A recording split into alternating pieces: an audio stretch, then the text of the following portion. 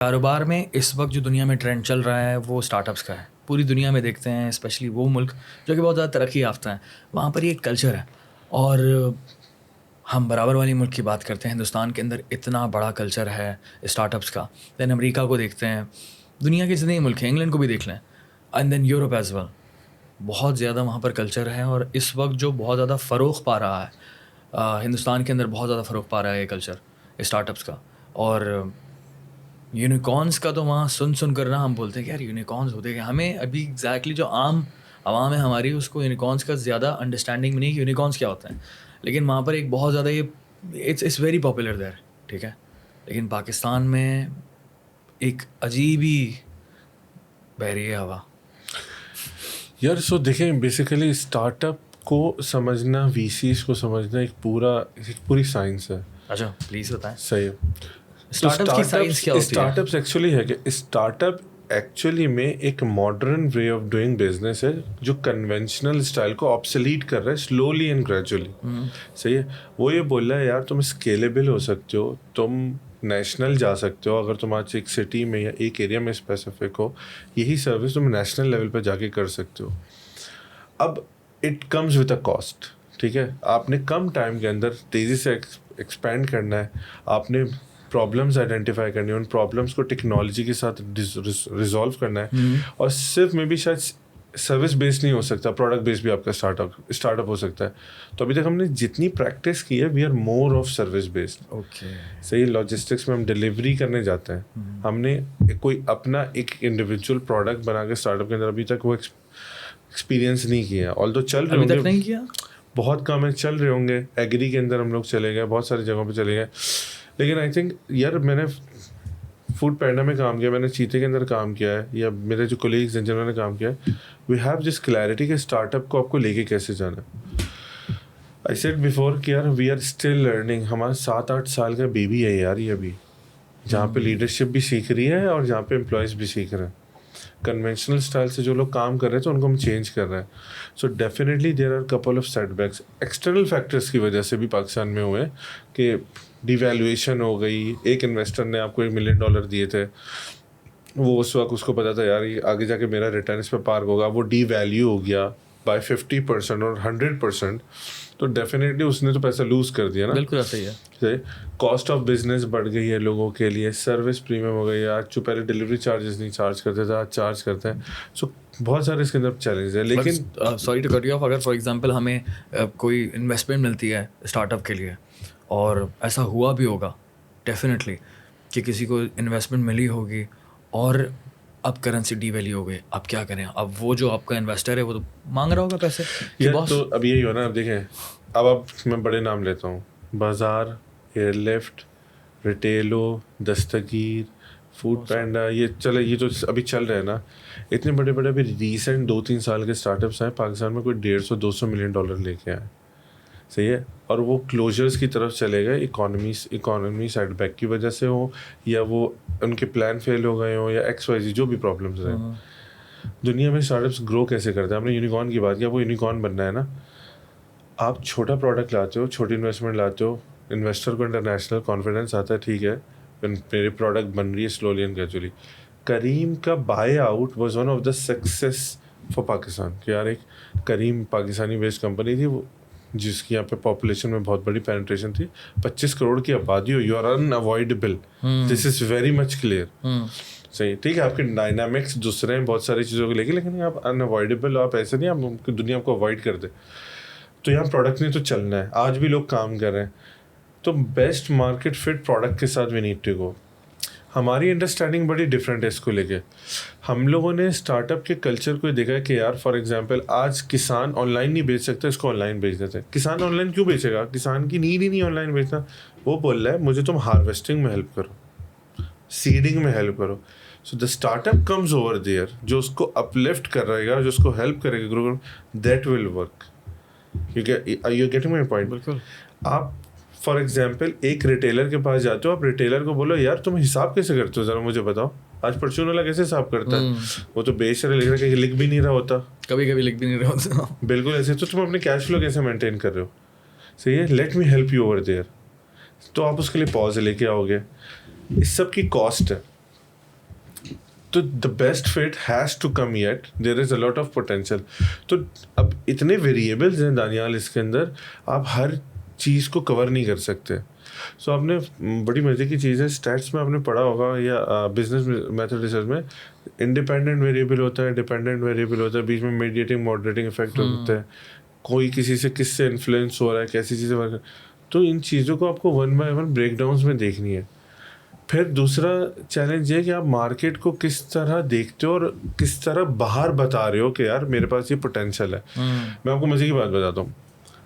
हम लोग काम कर रहे थे तो मैं अब्दुल्ला के साथ बैठा, मैंने बोला यार अब्दुल्ला मॉडर्न ट्रेड चेन खोलते हैं पूरी. तो उसने बोला वो क्या है तुम्हारे ध्यान में? बोला 2000 स्क्वायर फीट की जगह होगी, सही है, XYZ कॉस्ट हमारे लगेगी. फॉर एग्जांपल 80 लाख रुपए के अंदर एक स्टोर पूरा तैयार हो जाएगा. हम 5 लाख की सेल्स हमें निकालनी है पर डे. 100 का फुटफॉल होना चाहिए, जो आज एक परचून की दुकान पे 100 कस्टमर होके जाता है बाय द वे. सही है. एवरेज बास्केट साइज जिसको खरीदारी होगी 500 रुपये अंडे दूध डबल रोटी लेने जाए तो इतनी स्पेंडिंग हो जाती है. ऐसे 10 खोलते हैं तो अप्रॉक्सीमेटली 5 लाख की पर डे सेल है तो 1.5 करोड़ की सेल हो गई, 10 हो गई तो 15 करोड़ की सेल हो गई, साल का 1.8 अरब का टर्नओवर हो गया. 1 करोड़ वो 180 करोड़ का टर्नओवर हो गया. तो उसने बोला बिल्कुल ठीक है. नंबर्स हमने जाके रिव्यू करे तो इकोनॉमी की रेट डजंट मेक सेंस. अब यहाँ पे स्टार्टअप्स भी इसी तरीके से जा रहे हैं. उन्होंने देखा वॉल्यूम तो ऊपर ज़बरदस्त है, टॉप लाइन तो अमेजिंग बन रही है, बॉटम लाइन पे क्या हो रहा है? बॉटम लाइन के ऊपर आपको कंसिस्टेंटली पॉजिटिव जाना है. अगर वो नहीं जा रहा और ऑपरेशनल इफेक्टिवनेस नहीं आ रही, एफिशिएंसी बिल्ट नहीं हो रही, लोगों की वैल्यू लाइफ में वैल्यू इनके ऐड नहीं हो रही, तो startup will go to disaster. So I think this is very much important. Agri के अंदर बहुत सारे स्टार्टअप आए, फेल हो गए. There is a lot of depth in your point here कि आप वैल्यू प्रोवाइड करने वाली जो बात कर रहे हैं कि यार 100% के आई थिंक फिर स्टार्ट में आ जाती है कहानी, शुरू से ही फिर शुरू करना पड़ता होगा कि बेसिकली नीयत क्या थी. बेसिकली नीयत क्या थी कि काम जो शुरू किया है, कारोबार जो शुरू किया है, नीयत क्या थी?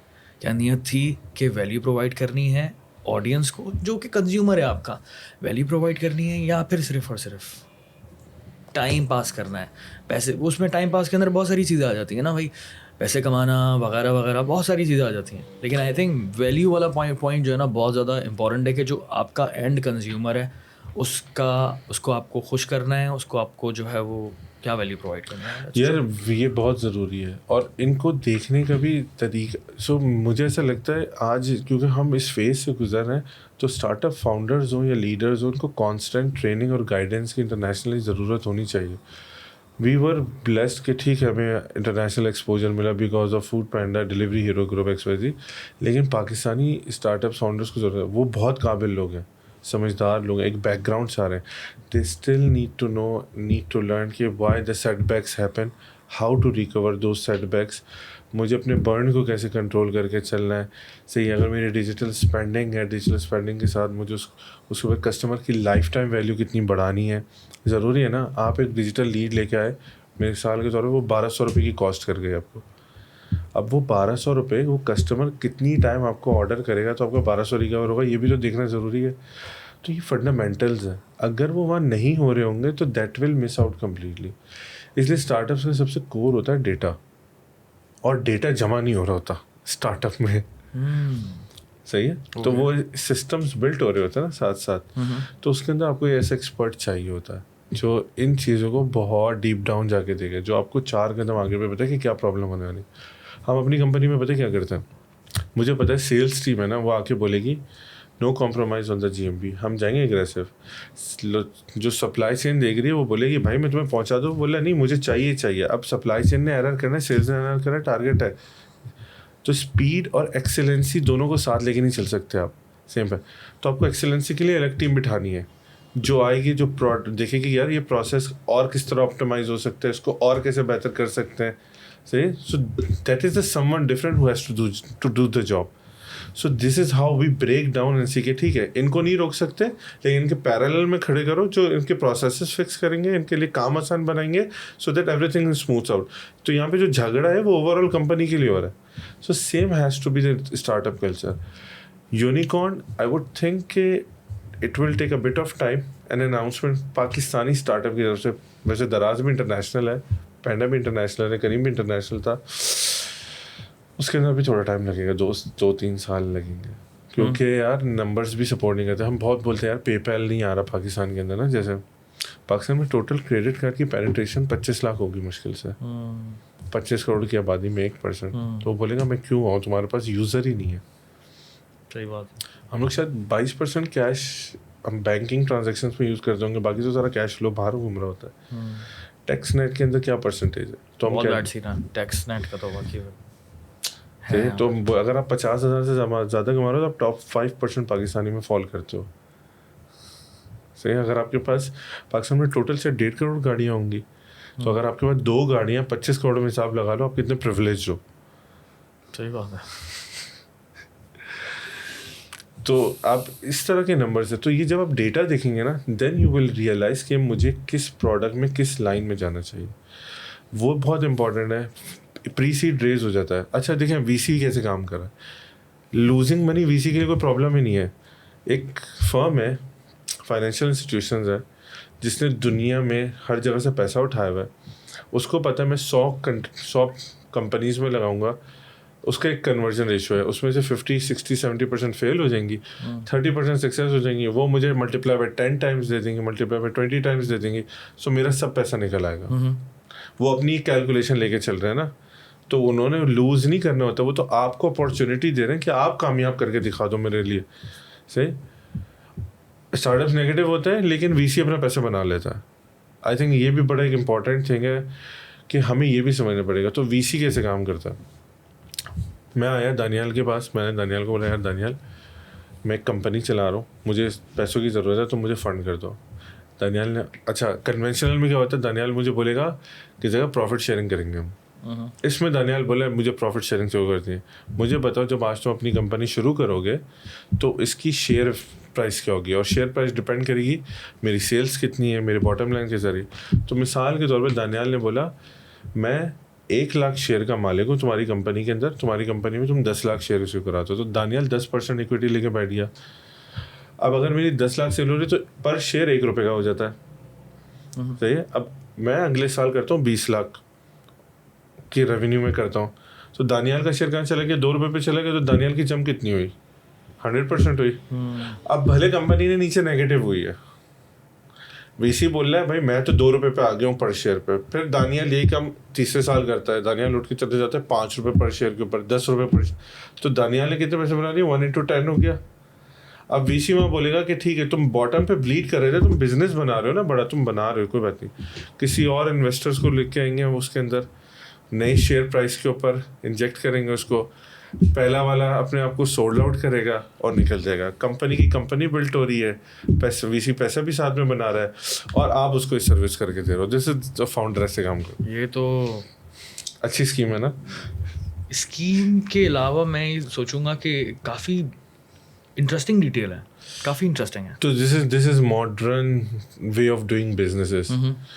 तो लोग फंड कर रहे हैं और उनको पता है इन दी एंड इस कंपनी को मैंने एग्जिट करवाना है या मैंने आईपीओ अगर करवाना होगा तो उसमें भी तो यही होगा ना, और आखिर में मार्केट के पैसे से कंपनी बनेगी, शेयर की बेसिस के ऊपर सब पैसा बनाएंगे, और इन दी एंड आईपीओ हो जाना, फिर सारा का सारा पैसा पब्लिक का लगा हुआ होगा उसके अंदर। सो this is how modern trade is working, modern business is working overall. Conventional में क्या होता है, हम ये बोलते हैं कि बॉटम लाइन क्या है भाई, 100 रुपये कमाए 50 तुम्हारे 50 मेरे, इसके अंदर ये कॉन्सेप्ट नहीं। वाह।